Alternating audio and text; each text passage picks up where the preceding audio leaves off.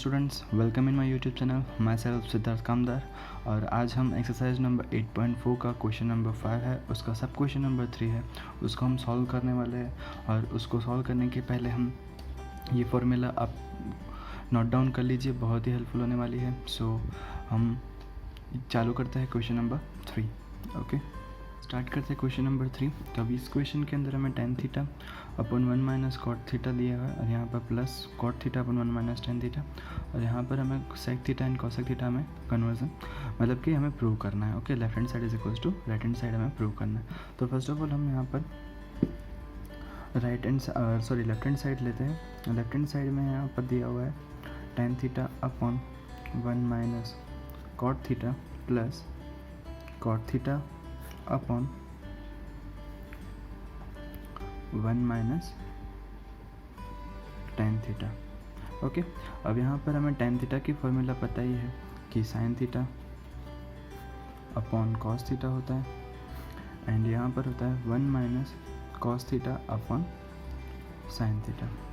यहाँ पर होगा cos theta upon sin theta, and then यहाँ पर होता है tan के लिए 1 minus sin theta upon cos theta.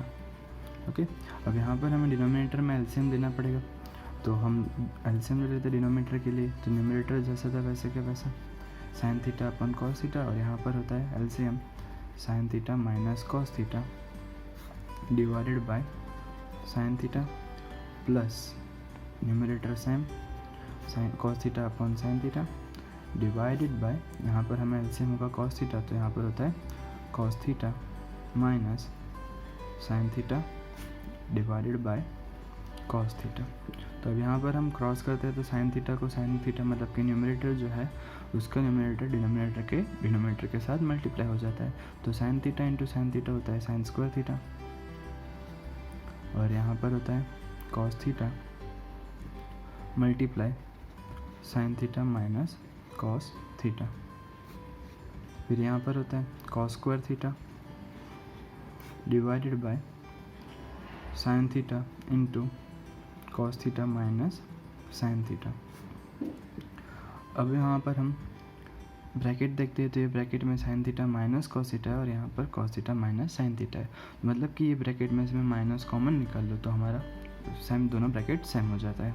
Okay, सो sin square theta upon cos theta into sin theta minus cos theta होता है, यानी यहाँ पर से मैं माइनस कॉमन निकाल लूँ तो plus minus minus cos square theta divided by sin theta into sin theta minus cos theta. Okay, अब यहाँ पर हम देखते हैं तो डिनोमिनेटर में एलसीएम लेना पड़ेगा, क्योंकि यहाँ पर sin थीटा, यहाँ पर cos थीटा और यहाँ पर sin थीटा, ब्रैकेट सेम है।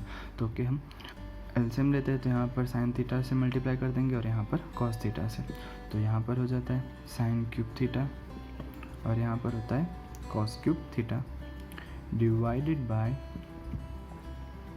sin theta into cos theta bracket sin theta minus cos theta. अब यहाँ पर हम बात करते हैं, तो यहाँ पर sin cube theta minus cos cube theta के लिए हमें आइडेंटिटी यूज़ करनी पड़ेगी। तो आइडेंटिटी वो है sin theta minus cos theta bracket sin square theta plus sin theta into cos theta plus cos square theta divided by sin theta into cos theta bracket sin theta minus cos theta. तो अब ये bracket और ये bracket same है, तो cancel out हो जाएगा।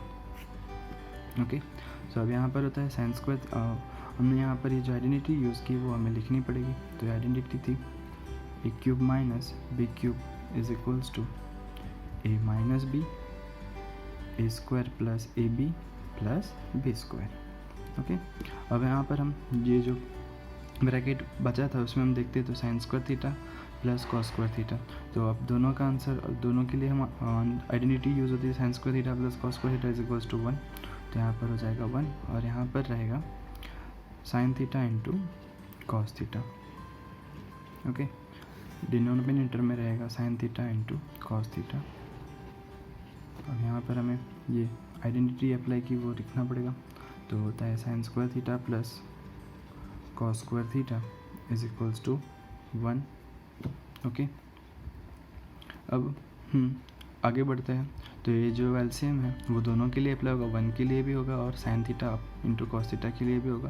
तो हम डिस्ट्रीब्यूट कर देते हैं। सो 1 upon sine theta into cos theta plus sine theta into cos theta divided by sine theta into cos theta. तो ये तो सेम है था तो कट हो जाएगा। यहाँ पर आंसर रहेगा 1 अपॉन साइन थीटा का आंसर होता है cosec theta and 1 upon cos theta का आंसर होता है सेक थीटा। तो जो हमारा आंसर हो जाता है 1 plus sec theta into cosec theta, ये फॉर्म में भी हम लिख सकते हैं। तो वो हो जाता है हमारे लिए RHS। ओके, तो इसी के साथ हमारा पूरा क्वेश्चन कंप्लीट होता है।